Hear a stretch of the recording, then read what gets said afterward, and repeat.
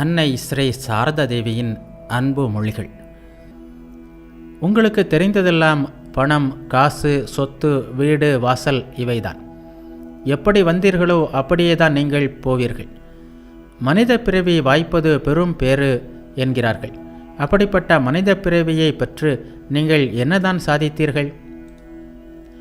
பூமியை போன்ற பொறுமை வேண்டும். பூமிக்கு எவ்வளவு துன்பம் செய்கிறார்கள், எவ்வளவு தொந்தரவு தருகிறார்கள். ஆனால் பூமி அனைத்தையும் சமநிலையுடன் பொறுத்து கொள்கிறது. அத்தகைய பொறுமை மனிதனுக்கு தேவை. ஒரு பக்தர் கேட்டார், ரயில் பயணம் போன்றவற்றில் பயணம் செய்யும்போது எவ்வளவு ஜெபம் செய்வது? அன்னை கூறினார், மனதிற்குள் செய் மகனே. போக போக கை, வாய் எல்லாம் செயல்படுவது நின்றுவிடும். எல்லாம் மனதின் உள்ளே நடைபெறும். கடைசியில் மனமே குருவாக ஆகிவிடும். பக்தர் கேட்டார், அம்மா, மனம் மிகவும் சஞ்சலமாக உள்ளது.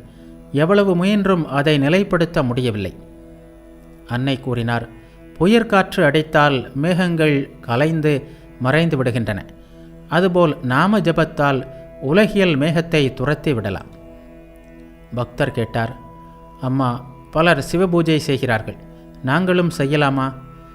அன்னை கூறினார், துர்கா பூஜா, காளி பூஜா என்று எல்லா பூஜைகளையும் நான் தந்த மந்திரத்தால் செய்யலாம்.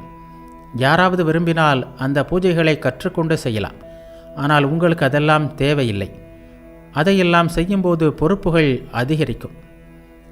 பக்தர் கேட்டார், குருதேவருக்கு நைவேத்தியம் செய்வதற்கான எந்த மந்திரமோ முறைகளோ எனக்கு தெரியாது, என்ன செய்வது? அன்னை கூறினார், பூஜை முறைகளெல்லாம் தெரிய வேண்டியதில்லை. இஷ்ட மந்திரத்தை சொல்லியே அதனை செய்யலாம். ஒருபோதும் சும்மா இருக்காதே. ஏதாவது வேலை செய்து கொண்டிரு. ஏதாவது வேலையில் ஈடுபட்டிருக்க வேண்டும். சோம்பிய மனதில் ஏதேதோ எண்ணங்கள் எழுந்து அலைக்கழிக்கும்.